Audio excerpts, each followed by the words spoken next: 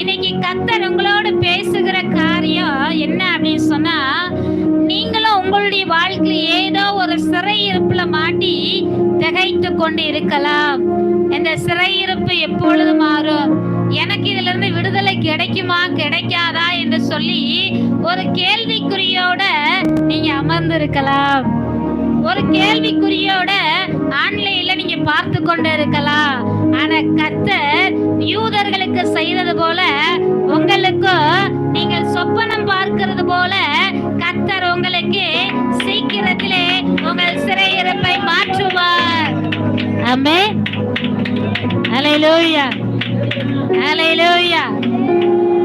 ஒருவேளை பாவம் என்கிற சிறையிருப்புல மாட்டிக்கிட்டு இந்த பாவத்திலிருந்து என்னால விடுவிக்கப்பட முடியவில்லையே என்று சொல்லி தவித்துக் கொண்டு இருக்கிறீர்களா?